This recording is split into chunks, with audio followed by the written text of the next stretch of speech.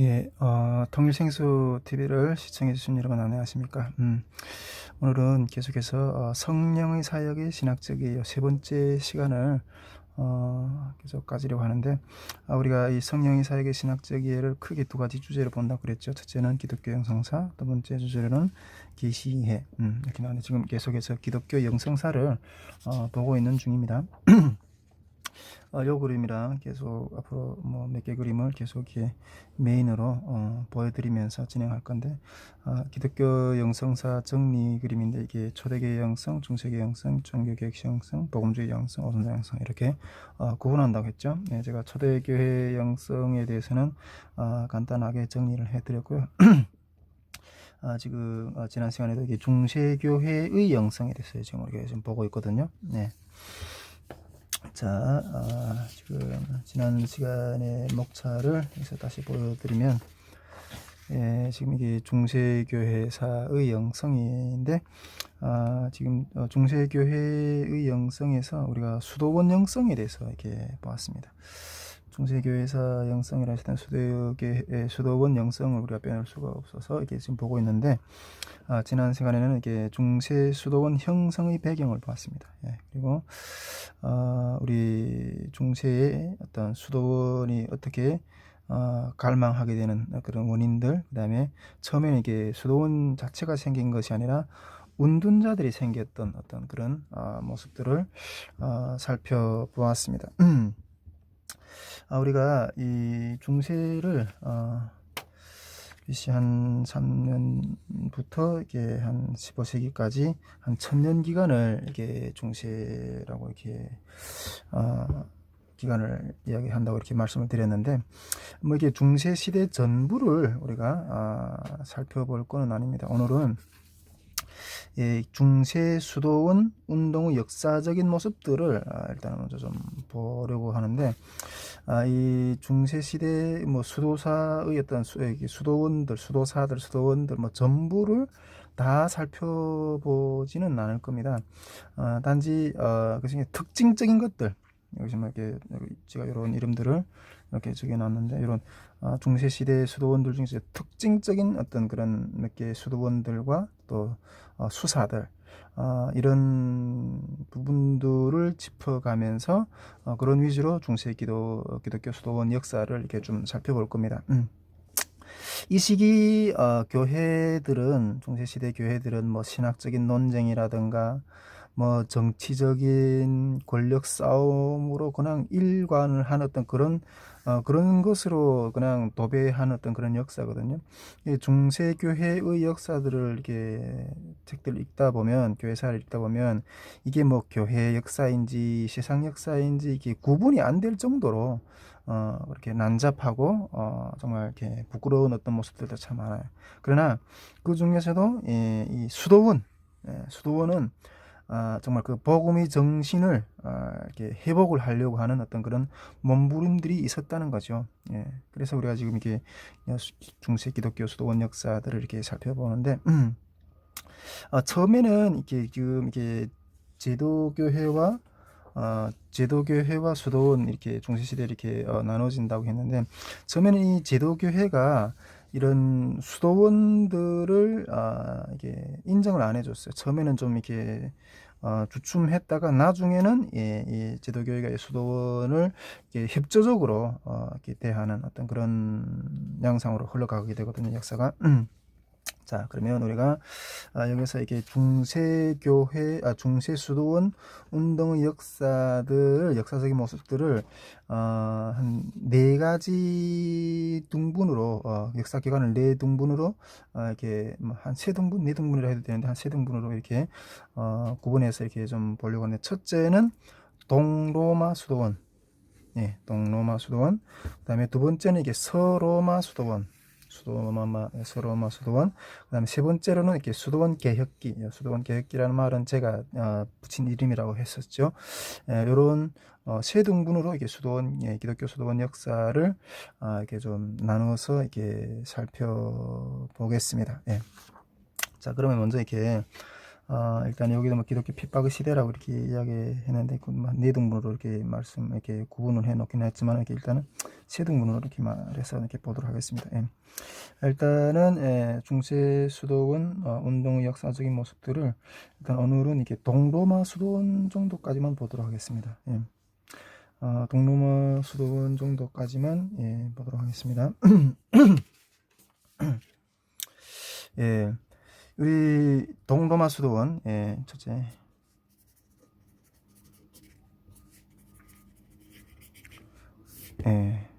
동로마 수도원 이렇게 동방정교회라고도 하죠. 이렇게 동로마 쪽의 교회들은 이게 동로마 수도원 쪽으로 먼저 좀 보려고 하는데 이 그림에서 여기 이게 서유럽 지도라고 한다면 동로마라고 한다면 지난 시간에 이쪽 부분이라 그랬죠. 이쪽이 서로마 지역이라고 했고 이쪽이 동로마 지역이라고 했는데 처음에 이 수도원이 시작이 된 지역은 이 동로마 지역이었어요. 처음에 수도원 진학에 있어서는 동로마 지역이었는데 이 여기는 이렇게 여기 이집트, 뭐 팔레스타인, 뭐 시리아 요 지역에서 처음에 이게 동로마 쪽에서 이게 수도원이 이렇게 운동이 시작이 되었어요.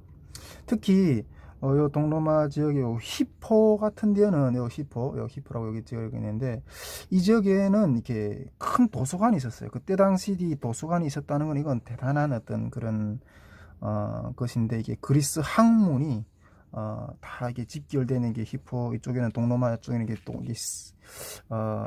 이 큰 도서관이 있었다고 해요. 근데 또 이쪽 지역에 또 그리스도인들이 상당하게 이렇게 영향력을 많이 미친 곳이기도 하고요. 요게 동로마 쪽인데 여기서부터 수도원 운동이 이렇게 시작이 되었던 거죠. 일단은 여기서부터 이렇게 수사들 지난 시간에 운둔자들에 대해서 이렇게 이야기를 했는데 여기서 일단은 수사들을 몇 명 지금 나누어서 보면서 좀 설명을 하려고 합니다. 수사들은 첫 번째는 이렇게 성 안토니우스에 대해서 좀 보려고 합니다. 예. 수사들 몇 사람, 그 다음에 또 그 수사들을 중심으로 한 수도원 운동, 뭐 이런 식으로 중세 수도원 운동의 역사를 쭉 살펴보는데 동로마 수도원의 첫째로는 성 안토니우스. 예. 뭐 기독교 역사에 대해서 좀 이렇게 공부하시거나 또 이렇게 하신 분들이 성 안토니우스에 대한 이야기를 뭐 들어본 분들도 있을 거라고 생각합니다. 예. 오늘 또 이분에 대한 이 수사에 대한 이야기를 한번 또 이렇게 정리를 같이 해보도록 하겠습니다. 이때 이게 그 수도 운동 당시 이게 은자들은 당대의 타협적인 기독교에 대해서 강하게 이렇게 반대 입장을 이렇게 드러내면서 이렇게 그 신앙 부흥 운동을 신앙을 추구하는 어떤 그런 삶의 모습으로 나아가게 되는데요. 이 성 안토니우스는 251년에 출생을 한 사람이라고 합니다.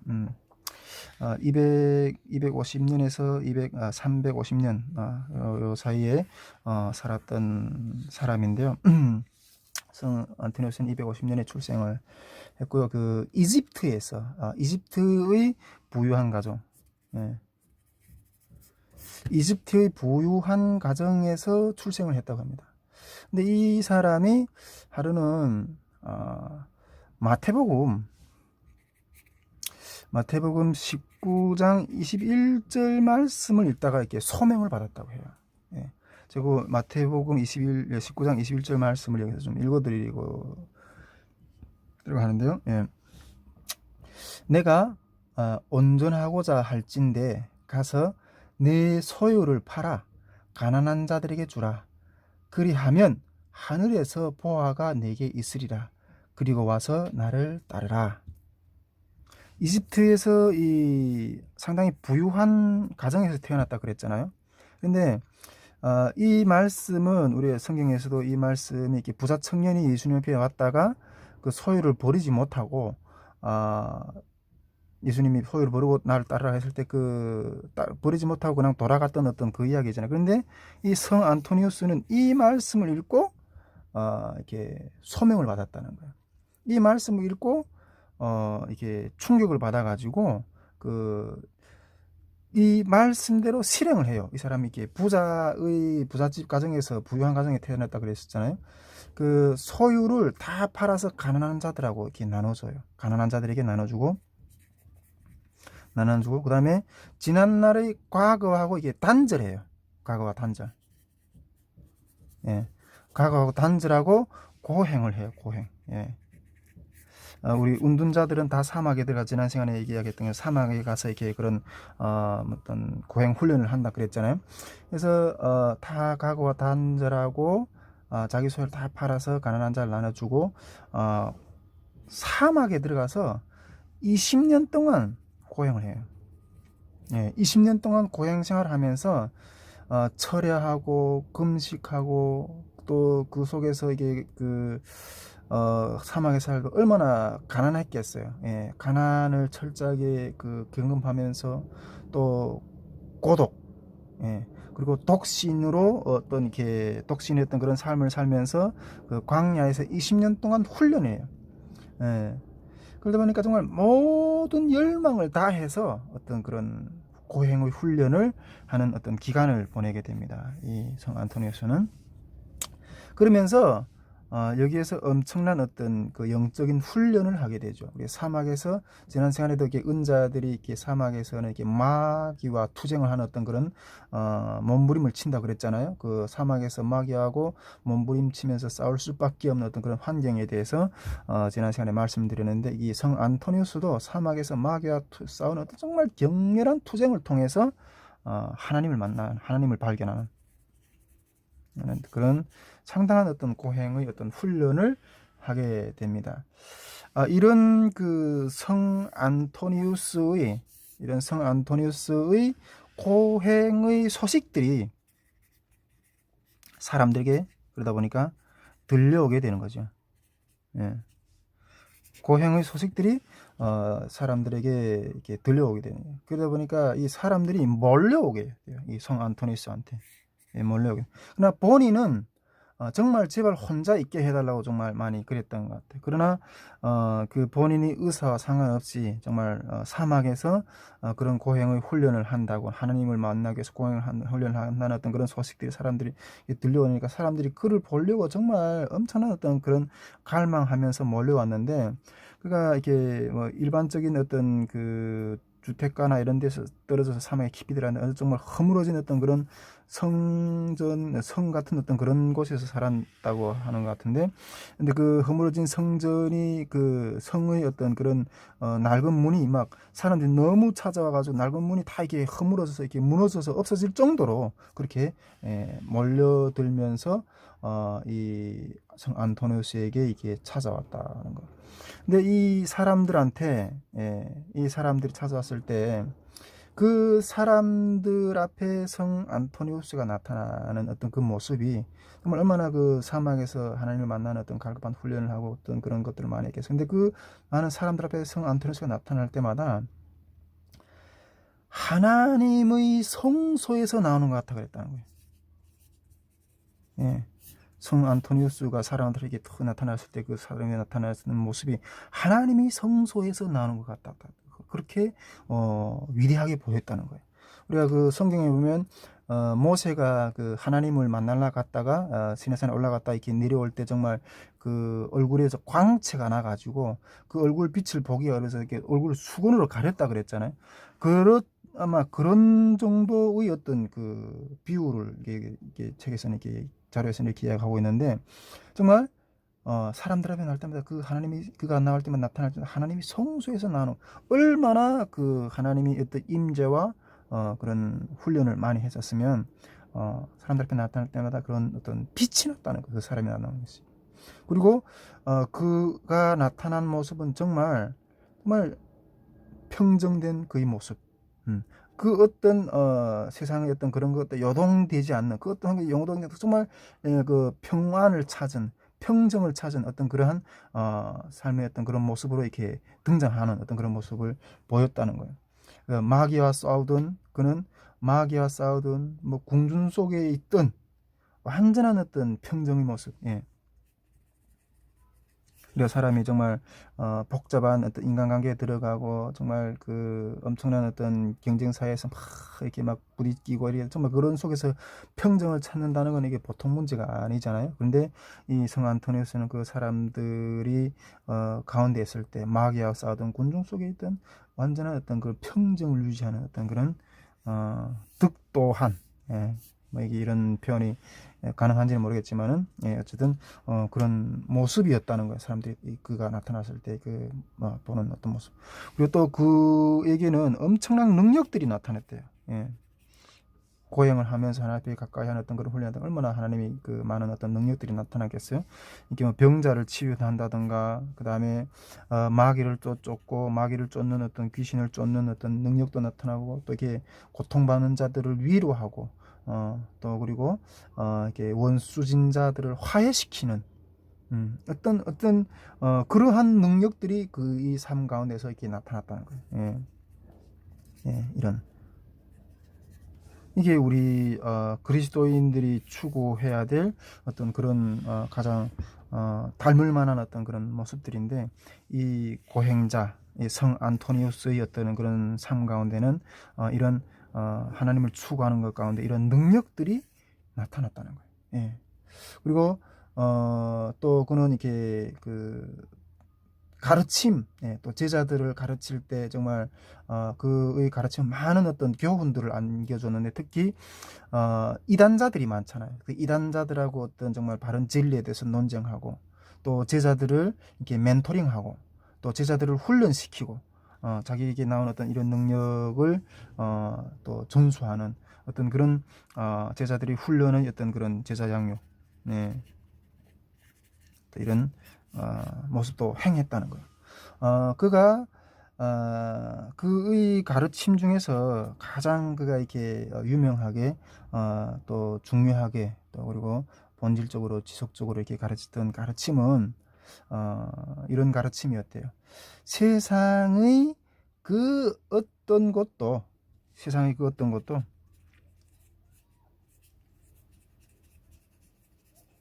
또 예수님보다 예수님보다 더 사랑하지 말라. 가장 본질적인 거 아니겠어요? 제가 달궁 영성의 그 강의에서도 사랑에 대한 부분에서도 이게 이 부분을 나누는데, 하나님이 정말 이 그리스도인들의 가장 본질적인 신앙의 기초는 하나님보다 더 사랑하는 것 있으면 안 된다는 거죠. 그게 가정이든 자녀든 그것이 그 어떤 생명, 내 생명조차 할지라도 그것에부터 신앙의 어떤 그런 게 기초가 이렇게 출발이 되는 거죠. 예.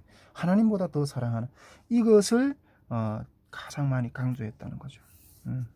이것이 되지 않고서는 베드로한테도 그렇게 말했죠. 네가 나를 사랑하느냐, 이들보다 나를 더 사랑하느냐. 내가 그 사랑장에서 그런 이야기를 나눴었는데, 이게 가장 그리스도를 따르는, 주님을 따르는 자들의 가장 첫 시발점인 거예요. 이게 첫 신앙의 기초인데, 이걸 이 성 안토니우스는 가장 적으로 이렇게 주장하고 그랬다는 거죠. 또 그리고 그의 어떤 생활을 보면 아주 검소하게 사막에 살다 보니까 얼마나 검소하게 살았겠어요. 그의 생활하면 죽기 전까지 이렇게 옷을 입고 있는 옷이 죽기 전까지 안은 털이 있고 겉은 가죽인, 예, 그런 옷을 입고 지냈다는 거예요. 그러면서 제자들을 양육했는데 수천 명의 곰욕주의자들이 그리스도를 본받기 위해서 그한테서 이렇게 훈련을 받았다고 그래요. 예, 이 성 안토니우스한테서. 예. 그가 이 성 안토니우스가 남긴 명언 중에 한 가지가 요거, 예. 성 안토니우스가 남긴 명언 중 한 가지가 이런 명언이 있다고 하는데요. 독고하고 평온한 사람은 세 가지 전투에서 승리한다 그랬어요.